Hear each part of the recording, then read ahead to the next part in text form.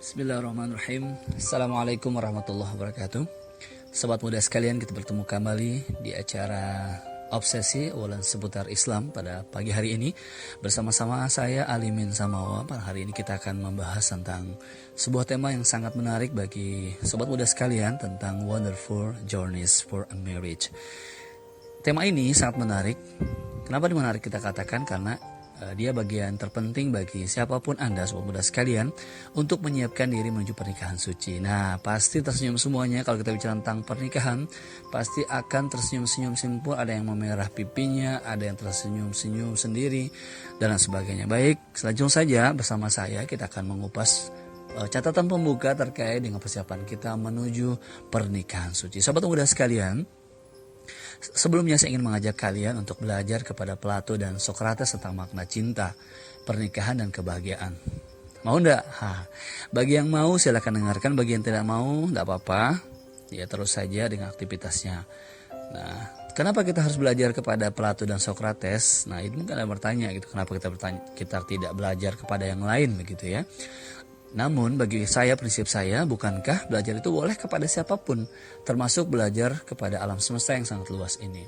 Kita coba ambil hikmah dari dialog murid dengan guru berikut ini.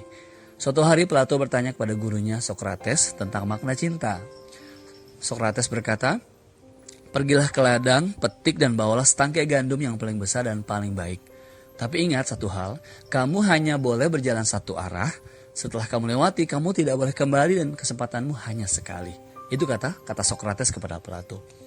Kemudian Plato melakukan apa yang diminta, tetapi dia kembali dengan tangan kosong. Lantas Socrates berkata, "Kenapa engkau kembali dengan tangan kosong?" Plato menjawab, "Aku melihat beberapa gandum yang besar dan baik saat melewati ladang. Tetapi aku berpikir, mungkin ada yang lebih besar dan lebih baik dari yang ini. Jadi aku melewatinya saja. Namun ternyata aku tidak menemukan yang lebih baik dari yang aku temui di awal. Akhirnya aku tidak membawa satu pun," ucap Plato. Socrates berkata, "Itulah cinta." Nah, sobat muda sekalian, apa makna yang tersirat dari dialog tersebut? Ya, cinta itu terus mencari yang terbaik dan ternyata tidak ada yang terbaik. Manusia terus berjalan mencari cinta, namun ia selalu menghendaki sesuatu yang lebih, hingga akhirnya mereka mendapatkan kehampaan. Manusia selalu membandingkan, selalu merasa tidak puas, selalu dilanda kegelisahan. Mereka terus mencari namun tidak pernah mendapatkan karena menghendaki yang lebih dari apa yang ada. Kecuali jika mereka berlabuh pada cinta karena Sang Pencipta, karena Allah semata, maka mereka akan mendapatkan jawaban. Mencintai karena pertimbangan yang bercorak material seperti kecantikan, ketampanan, kekayaan, kedudukan, pangkat, jabatan, fasilitas, popularitas, dan lain sebagainya, sah-sah saja. Namun jika hanya karena pertimbangan itu cinta dilabuhkan, maka tidak pernah ada pelabuhannya, tidak pernah ada muaranya. Cinta hanya akan membawa kepada kesengsaraan dan kehinaan. Mencintai karena Allah, maka ada pelabuhan kokoh tempat engkau bersandar. Ada tempat yang lapang dan nyaman agar engkau bisa melabuhkan cintamu tanpa ragu, tanpa pengembaraan yang hampa dan sia-sia. Demi masa, sesungguhnya manusia itu benar-benar dalam kerugian, kecuali orang-orang yang beriman dan mengerjakan amal soleh dan nasihat-menasihati supaya menaati kebenaran, dan nasihat menasihati supaya menutupi kesabaran. Para sobat muda sekalian, pada suatu hari yang lain, Plato bertanya kepada Socrates tentang makna pernikahan. Socrates menjawab, "Pergilah ke hutan, potong dan bawalah pohon yang paling tebal dan yang paling kuat. Tapi ingat satu hal, setelah kamu lewati satu, kamu tidak boleh kembali dan kesempatanmu hanya sekali." Plato pergi melakukan apa yang diminta oleh Socrates. Tapi dia tidak membawa pohon yang tebal dan kuat. Dia hanya membawa pohon yang bagus. Lalu Socrates berkata, "Mengapa engkau membawa pohon yang itu?" Plato menjawab, "Aku melihat beberapa pohon yang bagus dalam perjalanan di hutan.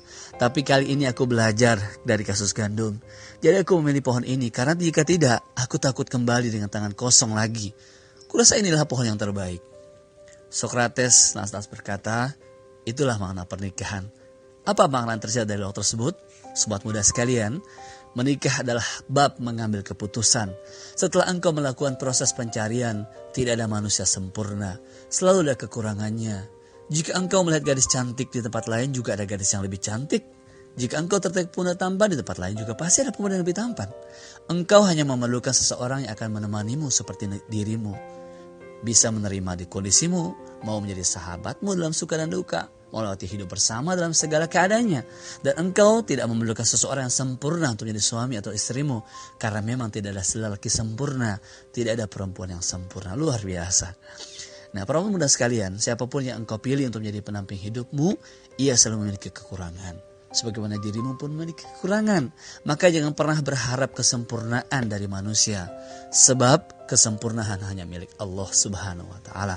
Engkau hanya perlu memutuskan untuk memilih seseorang mencintaimu karena Allah, bisa menemanimu karena Allah, juga bisa membahagiakanmu juga karena Allah semata. Sobat muda sekalian, pada kesempatan yang lain, Plato kembali bertanya kepada Sokrates tentang makna kebahagiaan. Sokrates berkata, pergilah melewati taman, petiklah bunga yang paling cantik. Tapi ingat satu hal, setelah kamu lewati, kamu tidak boleh kembali dan kesempatanmu hanya sekali. Plato pergi melakukan apa yang diminta Sokrates. Dia kembali membawa bunga yang cukup cantik. Sokrates berkata, apakah ini bunga yang paling cantik? Plato kemudian menjawab, aku melihat bunga ini lalu memetiknya dan meyakini ini adalah bunga yang paling cantik. Dalam perjalanan di taman aku melihat sangat banyak bunga yang cantik, namun aku tetap yakin bunga yang aku petik adalah yang paling cantik dan aku pun membawanya kemari. Sokrates berkata, itulah kebahagiaan. Apa makna yang tersirat dari dialog tersebut? Sobat muda sekalian, engkau merasa bahagia karena engkau puas dengan apa yang engkau miliki. Engkau tidak mengharap-harap apa yang engkau tidak miliki. Engkau bersyukur memiliki pasangan hidup dengan segala kelebihan dan kekurangannya. Engkau menikmati hidup bersama pasanganmu, belahan jiwamu, kekasih hatimu. Sungguh bahagia itu letaknya ada di dalam jiwa yang selalu bersyukur, hati yang bersih, pikiran yang jernih. Bahagia itu ada dalam ketaatan kepada Allah, kecintaan hanya kepada ketetapannya, ridho dan karunia-Nya. Jika engkau tidak pernah merasa puas dengan apa yang engkau miliki, maka secantik apapun istrimu, setampan apapun suamimu, engkau tidak akan pernah bahagia. Engkau tetap merana dan merasa hampa. Engkau merasa kebahagiaan adalah milik orang lain, seakan engkau tidak pernah memilikinya. Engkau iri dengan orang lain yang istrinya lebih cantik dari istrimu, yang suaminya lebih tampan dari suamimu, yang ekonominya lebih mapan dari ekonomimu, yang kedudukannya lebih tinggi dari kedudukanmu. Maka bagaimana engkau akan bisa mendapatkan kebahagiaan jika engkau selalu bersikap seperti itu? Sahabat muda sekalian, ada pelajaran yang luar biasa ya, saat seorang Ustaz Tjahadita Karyawan pernah mengisi di sebuah talk show tentang pernikahan di sebuah kampus di Indonesia. Saya tak perlu menyebutkan nama kampusnya. Beliau bercerita, ya, kebetulan dia dipanggil dengan seorang ibu gitu ya di pertemuan itu. Seorang ibu narasumber ini memberikan peringatan sangat penting kepada seluruh mahasiswa peserta seminar tersebut. Apa peringatannya, sobat muda sekalian? Beliau berkata begini, adik-adik, saya ingin mengingatkan agar kalian semua memikirkan masak-masak sebelum memutuskan untuk menikah. Sebab berkeluarga itu sulit sekali adik-adik. Tidak semudah yang ditulis dalam buku-buku itu. Jangan hanya karena sudah kepingin menikah lalu terburu-buru untuk mengambil keputusan. Banyak sekali permasalahan dalam hidup berumah tangga yang tidak pernah kamu bayangkan sebelumnya, bla bla dan seterusnya. Luar biasa. Peringatan ini sungguh bermanfaat bagi para pemuda lajang yang akan melaksanakan pernikahan. Agar mereka mempersiapkan diri secara lebih baik. Jangan terjebak keinginan sesaat tanpa pertimbangan yang matang akan masa depan yang membentang. Semua harus dikalkulasi agar pernikahan benar-benar mau sakinah, mawaddah warahmah. Namun pada sesi kedua seminar tersebut, Ustaz Cahyadi kemudian memberikan imbangan informasi kepada peserta. Inilah nasihat beliau kepada mereka. Saudara-saudaraku semua, saya sangat setuju peringatan ibu narasumber pertama tadi agar kalian mempersiapkan diri sebaik-baik mungkin sebelum memutuskan untuk menikah. Namun, ingin saya tambahkan bahwa kamu jangan takut menikah, sebab berkeluarga itu mudah. Tidak serumit yang ditulis dalam buku-buku itu. Saya tidak merasakan kesulitan yang berarti dalam membangun rumah tangga yang penuh sakinah, mawaddah dan rahmah. Itulah kata Ustaz Tjahadita Karyawan, ya, seorang pakar tentang parenting maupun keluarga. Nah, pernyataan beliau tersebut kontan menimbulkan senyum simpul para peserta. Mereka menemukan dua wacana yang agaknya tidak sama gitu ya. Sebenarnya Ustaz Syahidi saat itu ingin memberikan wacana yang berimbang agar para peserta seminar tidak ketakutan untuk menikah. Namun juga tidak sampai menggampangkan, kata beliau ya, dalam melaksanakan pernikahan tanpa persiapan yang memadai. Nah, sahabat muda, sesungguhnya yang paling utama dalam menyiapkan diri sebaik-baiknya untuk menuju gerbang pernikahan, ya jangan takut menikah, namun juga jangan menggampangkan menikah tanpa persiapan. Pernikahan itu berdampak dunia dan akhirat loh, sobat muda, ya, surga dan neraka. Sangat ditentukan oleh ketepatan kita memilih pasangan hidup, ya, dan menjalani bahtera rumah tangga kita. Maka jangan sembarangan memilih calon pendamping hidup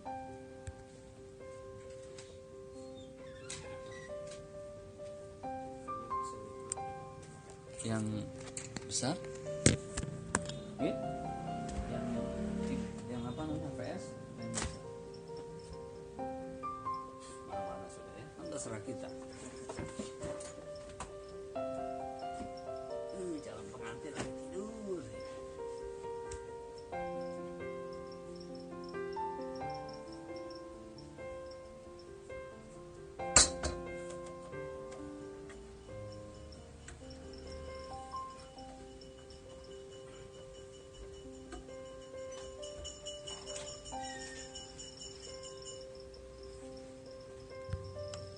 Namun juga yang berlebihan dalam kekhawatiran. Yang sangat diperlukan adalah menyiapkan diri menuju gerbang pernikahan suci agar pernikahan kita, Anda sobat muda sekalian, benar-benar barokah nantinya, menjadi keluarga yang sakinah, mawaddah, warahmah. Maka perlu kebaikan proses dan prosedur dalam seluruh langkahnya. Nah, ini yang saya maksud dengan Wonderful Journeys ya, dari judul tema kita pada pagi hari ini. Jangan melakukan pernikahan tanpa persiapan atau dengan persiapan yang asal-asalan tanpa kematangan. Lakukan proses penyiapan diri yang optimal. Lakukan pemilihan calon yang benar dan bertanggung jawab. Wonderful Journeys adalah sebuah proses pernikahan yang baik dan benar, sesuai ajaran agama dan aturan negara. Prosesi menyiapkan diri dan memilih calon pendamping hidup yang berlandaskan motivasi suci untuk melakukan ibadah kepada Allah Subhanahu wa taala, melangkah secara baik dan benar sesuai tuntunan Kanjeng Nabi sallallahu alaihi wasallam, hingga akhirnya menjadi keluarga yang sakinah, mawaddah, warahmah. Nah, untuk mewujudkan Wonderful Journeys ya sobat muda sekalian, upaya menuju gerbang pernikahan, paling tidak ya sobat muda sekalian perlu ya melalui beberapa langkah berikut ini. Yang pertama, itu kita semua harus bersungguh-sungguh mempersiapkan diri kita. Ya, yang kedua, menentukan batas waktu kesiapan kapan kamu akan menikah gitu. Yang ketiga, menjaga kebaikan diri sepanjang proses menuju pernikahan ya. Karena sebaik kita mempersiapkan diri, tentu calon kita juga sama dengan persiapannya untuk dibersamai oleh kita maupun dia yang akan bersamai kita. Kemudian selanjutnya adalah yang keempat, mencari calon suami atau calon istri ya, tentu yang baik ya. Yang kelima, memantapkan hati, tetapkanlah pilihan pendamping hidupmu. Yang keenam itu meminta pendapat pihak-pihak terkait ya. Yang ketujuh, mengambil keputusan yang kemantapan hati. Nah, 7 hal yang harus Anda lalui ya, langkah-langkah yang harus kita lalui sebelum sekalian untuk persiapan menuju gerbang pernikahan yang suci ya, untuk kita peroleh gelar sakinah, mawaddah, warahmah dalam lindungan Allah Subhanahu wa taala. Sobat muda sekalian, pernikahan telah menyatukan bukan saja tubuh dua insan, laki-laki dan perempuan. Namun pernikahan telah menyatukan dua cinta, dua cita-cita, dua hati, dua perasaan, bahkan dua jiwa yang berbeda. Suami dan istri berkolaborasi dalam kehidupan keluarga dengan ikatan cinta kasih yang tulus untuk menempuh kehidupan dan kebersamaan. Keluarga telah meleburkan suami dan istri dalam sebuah ikatan yang sangat kuat.